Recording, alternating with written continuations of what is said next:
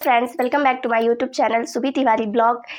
तो पुराने वीडियो अगर आप देखे होंगे तो जल्दी जल्दी जाके पार्ट 1 देख लीजिए। चैनल को सब्सक्राइब करें, लाइक करें, शेयर करें और जल्दी जल्दी से मेरा सपोर्ट करें। तो पुराना वीडियो पहले आप देखें, लव मैरिज का पार्ट 1 मैंने बनाया था।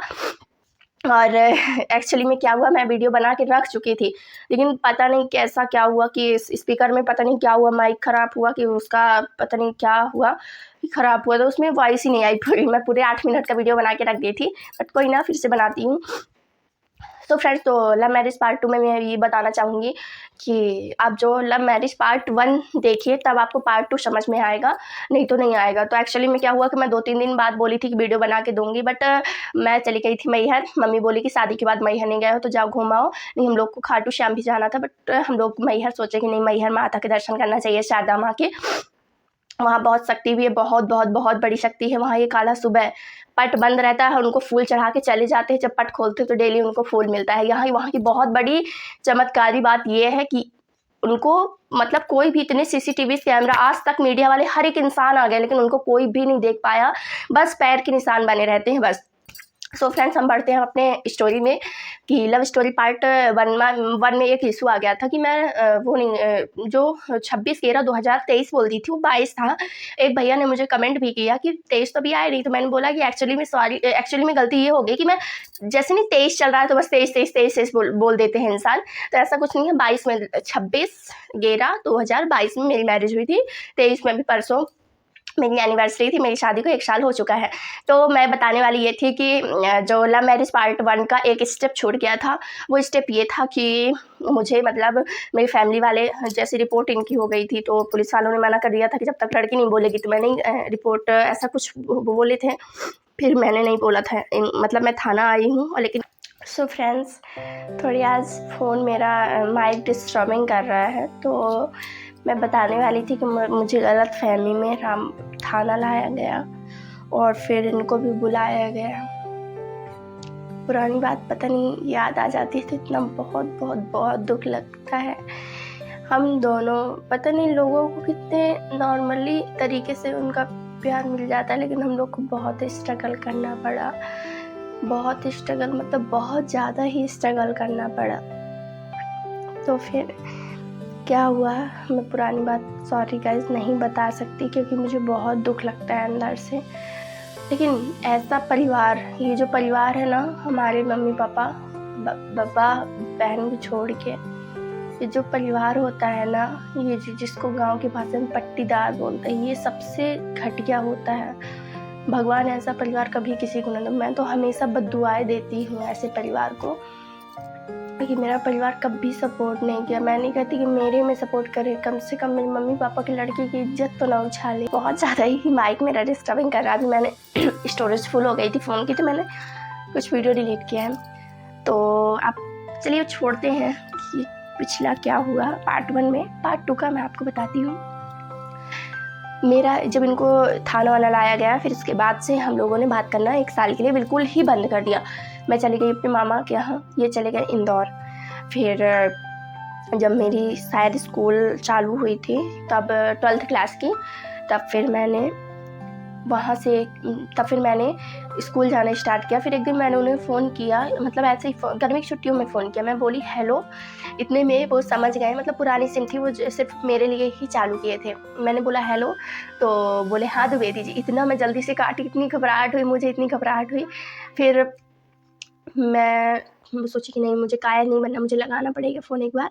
फिर मैं एक बार फ़ोन लगाई, फिर उनसे बात की जब, तो अच्छा लगा मुझे। मतलब देखिए, जिनसे अट्रैक्शन हो जाता है ना, मतलब जिससे प्यार हो जाता है ना, वो कुछ अलग ही फीलिंग्स आती है जब उनसे बात करो। तो फिर मैंने उनसे बात किया, जब अच्छा लगा। अपनी दोनों लोग कहानी बताए। फिर बोले कि मैंने बोला, इन्होंने बोला कि नहीं, अब कोई प्रॉब्लम इशू, बहुत ज़्यादा प्रॉब्लम क्रिएट होती हैं, अब अपन दोनों ऐसे ही दूर दूर रहेंगे और जब कभी बात कर लिया करेंगे। मैंने बोला ठीक है। हमने भी ऐसा बोला कि अपनी फैमिली बहुत ज़्यादा प्रॉब्लम क्रिएट करती है, नहीं चाहती कि किसी प्रकार से तुमको प्रॉब्लम हो या मुझे प्रॉब्लम हो। तो फिर जब गुड्डी की जब तबीयत बहुत ज़्यादा ख़राब थी तब इन्होंने फ़ोन लगाया मुझे, शायद जबलपुर से यहीं ला लिए थे घर, तो छत में बैठे थे, तब फ़ोन किए मुझे। ये बोले, मतलब फ़ोन किए, और मतलब नहीं, जब इंसान के बहुत ज़्यादा दुख भरा होता है तो किसी से शेयर करना चाहता है। मुझे फ़ोन लगाएँ ये, तो बोले कि मैं बहुत परेशान हूँ और गुड्डी की तबीयत बहुत ज़्यादा ख़राब है, तो ऐसा ऐसा है। मैं फिर इनको समझाई, तब से मैं फिर डेली बात करने लगी। मतलब मुझे दुख हुआ कि यार इंसान अपना कुछ बता रहा है तो कुछ समझ के ही बता रहा होगा। फिर हम दोनों की बातें स्टार्ट हुई, बहुत सारे दिन बात हुई। फिर मेरी कोचिंग स्टार्ट हुई। फिर कोचिंग में जब पूरे 1.5-2 साल बाद हम लोग मिले, तो कोचिंग आई थी मैं, तब एक बार मिले थे। उसके बाद मतलब फिर से हम लोग का बहुत ज़्यादा वो होने लगा, मतलब बात होने लगी, थोड़ी बहुत फैमिली में इशू आने लगे। फिर मैं मतलब इनको समझाया कि मेरा 12th हो जाए, इसके बाद हम दोनों बात करेंगे। फिर 2 या 3 दिन में बात किया करती थी। फिर क्या हुआ कि जब फैमिली वाले बहुत ज़्यादा इशू करने लगे, फिर मैंने मतलब मुझे ना इस बार जब मैं इनकी लाइफ में आई तो मुझे बिल्कुल डर नहीं लगा, क्योंकि जो मेरी पुरानी, जो जिनको गांव की भाषा में पट्टीदार बोलते हैं, मेरी फैमिली इतनी ज़्यादा नहीं कूदती थी जितना वो कूदते थे। वो रामपुर आए ना, तो आज मुझसे ये बोल रहा था ऐसा, वो बोल रहा था वैसा। लेकिन मैं पिछली वो नहीं थी जो लड़की सह के बर्दाश्त कर लेती थी, मैं वो नहीं थी। मेरे में अब बहुत ज़्यादा चेंजेस आ चुका था, मैं बहुत ज़्यादा चेंज हो चुकी थी इस बार। मैंने सोचा था कि अगर इस बार अगर मेरे मम्मी पापा भाई बहन के अलावा कोई कुछ बोला, मेरे से बुरा फिर कोई नहीं होगा। लेकिन इस बार कोई भी प्रॉब्लम क्रिएट नहीं किए। हाँ, एक बड़े पापा थे मेरे, वो बहुत मतलब कूद रहे थे कि इसने ऐसा बोला, इसने ऐसा बोला। मैं इस बार ना सीधे प्रूफ मांगती थी, क्या प्रूफ है आपके पास, कोई प्रूफ है? और अपन दोनों भी, क्या हुआ था, एक बार हम लोग की लड़ाई हुई थी पार्ट 1 में, मैंने नहीं बता पाया। एक बार लड़ाई हुई थी, इन्होंने मेरे भैया से बता दिया था कि ऐसा ऐसा हम दोनों की बात होती थी, हो गया। उसके बाद पार्ट 1 ब्रेकअप के बाद की बात कर रही हूँ। फिर इस बार ऐसा कुछ इशू नहीं हुआ, हम लोग की बात अच्छी खासी हो रही थी। स्कूल आई, मैं पढ़ाई की, मेरा 12th भी अच्छे परसेंटेज से निकल गया। मेरे 69, ज़्यादा अच्छे नहीं थे लेकिन 69% थे। और बायो से मैंने अपना 12th कंप्लीट किया। फिर उसके बाद क्या हुआ, हम लोग एक मतलब एक ही स्कूल में पढ़ते थे, साथ में एक ही क्लास में थे, एक ही स्कूल में थे। ये मेरे से एक क्लास सीनियर थे, तो ये 11th शायद नहीं पढ़े थे कि वो आ जाएगी जब मेरी क्लास में, तब मैं उसके साथ पढ़ूँगा। तो मुझे जब मेरी क्लास की फ्रेंड्स बताई कि ऐसा हुआ है, तो मुझे खुशी हुई जान के कि अरे ऐसा हुआ है क्या। फिर मैं कोचिंग में ज़्यादा नहीं, एक ही महीने कोचिंग की हूँ, क्योंकि मेरे फैमिली वाले नहीं ज़्यादा अच्छा बोल रहे थे मेरे कोचिंग आने से, उनकी खुशी नहीं थी, तो मैंने 12th में कोचिंग नहीं किया।